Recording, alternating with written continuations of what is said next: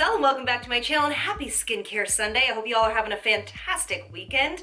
Today is another installment of our Ask the Doctor series, and we're going to be talking about the top 3 things that these experts on this panel see their clients doing most often. So if you want to know more about that, stay tuned. It will be coming up in a second, but before we do it, hit that subscribe button, share this video with somebody you think might like it, and let's do it. All right, so by the way, if you see the lighting kind of change in this room, it is very kind of overcast and sunny today, so I apologize trying to, fend that off a little bit. Okay, so let's start out. So this question was prefaced like this. I said, what are the top 3 things you see or hear people doing wrong with their skincare routine? Okay, and that was exactly the question that I asked. So for me, what I hear the most is absolutely, my top one would be layering too many acids and too much exfoliation. So I get a lot of questions from people saying, oh, can I layer this AHA and BHA toner and then serum and then moisturizer that has on it, and then I physically exfoliate, 2 times a week, and then I do masks once a week that's an exfoliant. So really overdoing it with those products that are, in my opinion, a little bit harsher, AHAs, BHAs of all forms, and manual exfoliation or physical exfoliation. You can really degrade the skin and the condition and overall, health of the skin by using too many of those and too often. The second one I would absolutely say, which you will hear throughout this video, is nobody wearing SPF or relying on it in their makeup. That is just not the way we take care of our skin. SPF is the starting point to great skincare and great skin health and skin condition. So making sure that you are applying it as a SPF before your foundation, and then also to making sure that you reapply it. I've said this a couple times before, but my favorite way to reapply sunscreen is with the Colorescience Sun Forgettable powder sunscreen. That is how I touch mine up, or a sunscreen spray that is specifically for the face. One of my favorites is the SUPERGOOP spray. And then the third one I would say is really not knowing ingredients that are in your products. So really trying to make sure that you start to really get to know the ingredients in products and making sure that they are the most beneficial for your skin concerns. All right, so as we always do, let's start with our friends from Chemists Confession. Top 3 things you see or hear people doing wrong with their skincare routine. Ooh, Yeah. a lot of the DIY stuff. Yeah. So there are a lot of fantastic websites out there where you can buy your own ingredients. The biggest mistake we see people do is not add preservatives or not sufficient amounts of preservatives. Yes. You need preservatives in order to use these products long term. If you're gonna use it for longer than a day, week? Yeah. And another big no-no is DIY sunscreen. Please just buy your sunscreen. Yeah.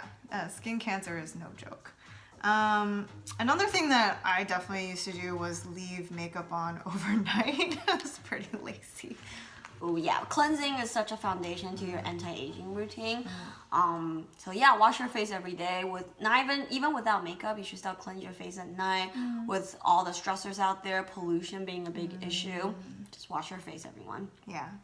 And then another one that's like more a recent development is just because the awareness of skincare is growing. I think there are certain cases where people are just dumping too many actives on their skin. There's no need for that, and just your potential for irritation just grows. So just keep it simple. If you have a lot of actives on your mind, like to just take it a step at a time. All right, I love their take on it, absolutely. And we have a bonus today. We have Janelle from Lemieux. She's actually done a video portion of this, and it's really interesting, so make sure you watch this section. The very first thing is, number 1, people are creating too much inflammation. And inflammation comes in many different ways, but one of the key thing I want to remind everyone is too much exfoliation is not really helping the skin. So because we look at our skin about 2 feet away from the mirror, that you don't really know the trauma that your skin cells are going through. So the For example, I see a lot of clients using these brushes, either using a sonic technology or just a physical brush, or some of them are very mini brushes, or they're using peels. So one thing I love is this is a new technology. You might have seen this. It looks a little scary, but it's not. It's an ultrasonic technology. It vibrates 28,000 cycles per second. It will lift, it will extract, it will do all the exfoliation without too much inflammation, because it's the vibration that will remove the dead cells, or like kind of extract what you need out of your skin. So this is one of my favorite things. If any of you have not tried it, it would be worth trying. Second thing is, I have a lot of clients that says, oh Janelle, my skin is so dry, what do I do? I'm gonna put a lot of oils on my skin. Oil works as a barrier, so it's very important that you hydrate the skin, meaning water-loving molecules need to be applied, such as you hear a lot about hyaluronic acid these days. You want to apply a thick layer of a serum and then put oils on the top, or I call it the skin saturation, where you can take certain sprays, add an additive of your favorite serums, and we do a lot of that. We teach estheticians how to customize based on people's skin. And then saturate your skin, because I've had so many dehydrated, dry skin people saying, oh, I have dry skin, so I put all my lovely 30 botanical oils combined. That is not the key, okay? Understanding your skin cells. You have 19,500,000 of them compacted in your skin. It's not like a sheet of skin that you see in the mirror. They're little tiny cells trying to survive and keep hydrated and be comforted. And then what are we doing? We're inflaming it, making it angry, and then we use just oils when it's dry, whereas you need a lot of hydration. Your skin cells are made with about 50-60% component in your skin cell is water. So however, when you apply water externally, it doesn't really hydrate the skin. So again, you need water-loving molecules to retain and really pull the water from the environment and retain it, and then you douse your skin with it. The key in recovery from kind of like the daily assault from the pollution, just the cell phone alone, they're seeing a lot of studies, the HEV light, the blue light that's coming through. I know you're on your cell phones a lot, or you're watching through like your favorite YouTube, or your programs, or you're looking at Elle Leary program, through a YouTube channel, and that emits, blue lights. So what do? They're finding studies. This is very similar to the damage you get from the sunlight. So what do? So you want to regenerate, you want to heal, you want to use growth factors to have cells to turn over faster and hydrate and moisturize. Those are kind of, I heard that before, but it's understanding how do you layer your skincare routine. So I think that would be probably my pet peeves with a lot of the education that's being served these days, because we've become a very one particular problem-solving issue when it comes to skin. And I call it my sandwich. It's layers and layers of things that you need to do. And because I'm Korean, I understand the discipline of what a good skincare should be doing for the skin. Again, it's not just one molecule, this latest ingredient. It's really understanding the whole picture behind human skin cells.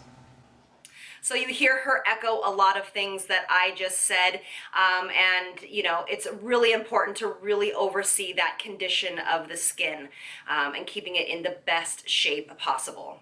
All right, so let's hear from Stephanie Kapil, Dr. Stephanie Kapil. She says people that don't focus on SPF and not the blocking percentage. So she says that people don't focus on SPF basically at all as a pinnacle to their skincare routine, and also not really knowing that you really need, or focusing on that you really need 30 plus for your SPF. Her second one is not washing their face.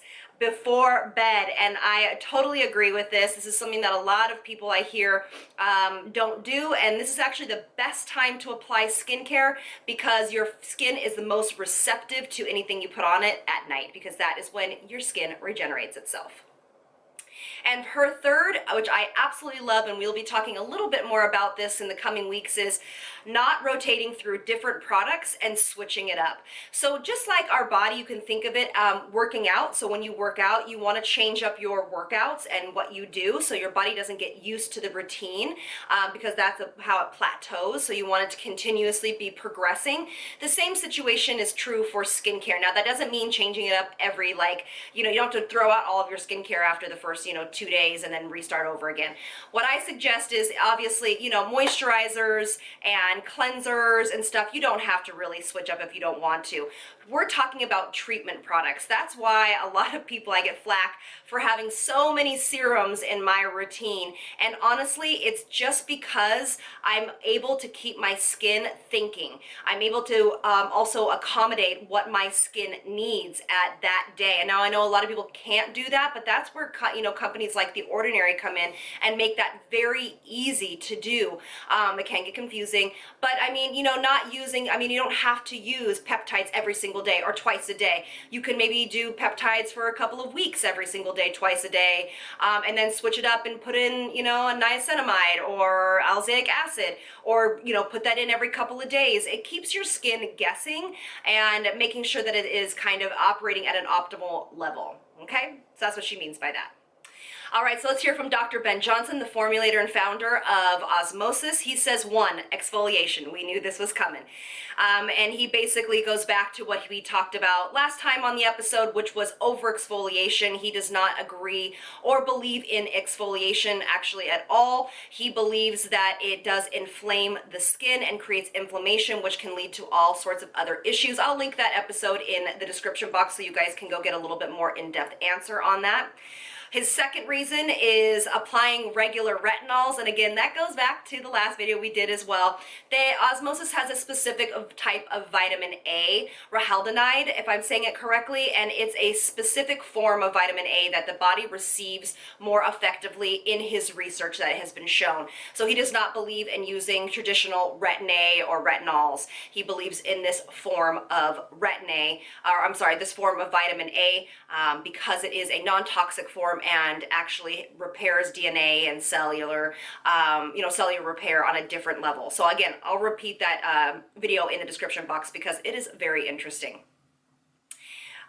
He says, he also goes on to say they invest a lot of money in peptides when the benefits of peptides are completely temporary and do not make the skin healthier. Peptides make the surface skin plump, which is great, but it's not enough to justify a lot of them in your routine when others plump and heal the skin permanently. So that is just his philosophy on that. We have talked about that peptide still needs some great research, but the research that has been done is quite promising. He only gave us 2 reasons there, so just wanted to give you those. All right, let's hear from the beautiful Dr. Sarah Tonks, and she says the top 3 things are so her number 1 is mistaking the initial retinol flaking, the first flaking experience when using it for the first time as a reaction, or making it feel like, oh, they now have sensitive skin. Like we talked about before, using topical retinols or specifically prescription strength tretinoin, you are going to go through a flaking phase, and a lot of people will stop right away, and she obviously is implying to stay the course like we talked about and really see that through so you can start seeing results.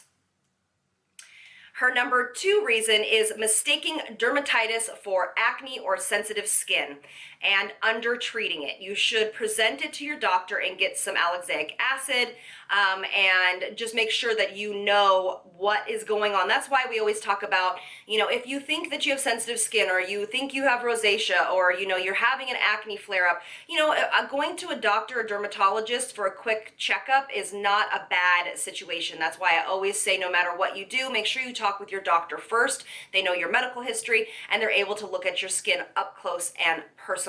So that is a really great tidbit, I think. And then, of course, you hear her say using an SPF as part of their makeup with no separate SPF. So that's basically what she's echoing what I believe, which is please don't rely on what's the SPF that's in your makeup. You're not putting on enough of that makeup to get that SPF percentage. So make sure you are applying, even though if we talked about these IT Cosmetics CC creams and all sorts of stuff that have great SPFs in it. I mean, I am not knocking that at all because that is inspiring. But you still need to wear an SPF underneath it because that's the only time that you're able to really put on enough and know that it has gotten, you know, everywhere you need it to, you know, ears, you know, forehead all the way down to where your shirt starts and actually a little bit below. So I love that.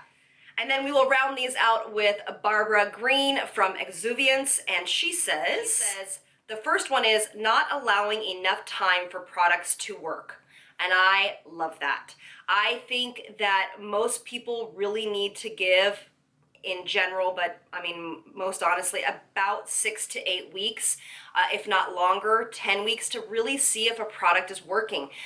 If you don't see results in 3 weeks, a lot of people are just discounting it and it's not working. So especially more holistic products, take time to make changes, take time to do what they're supposed to do. So give those products a good go and really see if you're seeing the results that you're looking for. I love that point. The second one is skipping daily use of sunscreen. I think it's just the overall theme that you're hearing here is making sure that you make SPF a very important part of your skincare routine each and every day, no matter what the weather is outside. And because even if you're inside, light comes through the windows, light is omitted by, you know, lights above you through your computers, things like that. So you need to be protecting your skin. And her philosophy, which I think is really interesting, is application of products being done too sparingly. And what she basically goes on to say is that once a day just isn't enough. You have to have a morning routine and a nighttime routine. She says, I always say I'm a slatherer. The more the better. I reduce usage of certain products based on the tolerability of those products. So what she's basically saying is that she does that kind of layering method where she saturates the skin with a lot of different amazing ingredients, but more what she's speaking of is hydrating cellular repair products, you know, growth factors, vitamin C, peptides, ceramides, niacinamide, things of that nature. She is a philosopher of like I am, where I'm a little extra. More is more for her. That's going to be a personal choice up to you, but I love her kind of thought process in really, you know, slathering that stuff on, letting it all sink in, and, you know, doing your routine, which obviously you have to have quite a bit of time to be able to do that. But at nighttime, that is absolutely doable. All right, so that is our answers to that question. I get asked a lot, you know, what am I doing wrong? What do you think that I'm doing wrong? And this will be a great starting point for you to see if you might be doing some of these things wrong, and you can make those adjustments in your routine. I do love the spread of the comprehensive answers from all of these experts because it really gives you a wide variety of things that you might work on as opportunities in your skincare routine. So thank you again so much for joining me, and I'll see you on the next one. Lots of love from me to you. Bye, loves.